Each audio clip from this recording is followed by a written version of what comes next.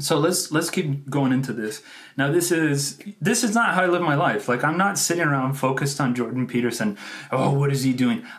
I never got into his stuff all that much. I didn't buy his 12 rules for life. What do I need 12 rules for life? I've been doing self-knowledge since I was like 15, 16. What do I, some dumb fucking shit like make sure you pick up a dog when you cross the street and make sure you sit up straight. I mean, my mother was telling me to sit up straight when I was 5. What do I need this stuff for? I read the different chapters. Like, yeah, I've read like 4 or 5 books on each one of these topics, and much more depth and much more nuance and actually much more truth than what he's presenting here. This is like some corporatist sort of money grab. I don't care for this. I don't want to be a part of this. So I'm not a person who's been really involved in his stuff, really, oh man, I'm just invested in Jordan Peterson's success in the world. No, I looked at him and I went, yeah, Stefan Molyneux's way better, and all Stefan Molyneux's stuff is free. It's not behind a paywall, like 99% of it.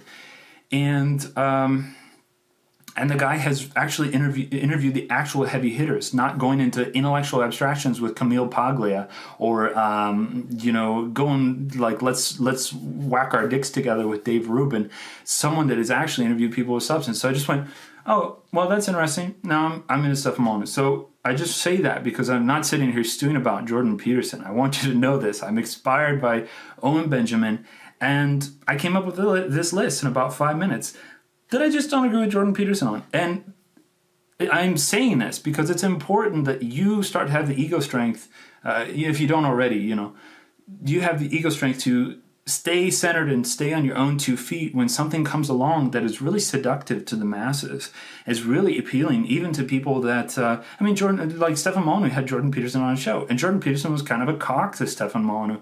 And I don't think Stefan Molyneux was really sensitive to the point where he picked up on it. And I thought that was another moment, like, well, okay, Stefan Molyneux's kind of even taken in by the guy. I don't care for this. I'm not rooting for Jordan Peterson. And a lot of people jump on these bandwagons. There's going to be someone else. And a lot of people get in and they get really excited about this, but it's important to really study and to really do your self-knowledge and to really stay adhered to truth so that when these people come along, you don't get knocked into the breeze and start making decisions differently than a methodology that you have been practicing for years. That is why I'm highlighting this. That is why I'm underscoring this. It's important to stay steady when the winds of intellectual excitement and pop psychology start taking place. That you know that taxation is theft. That force is wrong. That child abuse is totally wrong. That gravity exists. That the earth is round. I mean, there are all sorts of things that come along that will try to challenge these basic truths, but you need to stay grounded and you need to stay rooted. That's what I did. And I gave some example of that on this YouTube channel over the months that Jordan Peterson has been popular, but now I see that I could have done a lot more.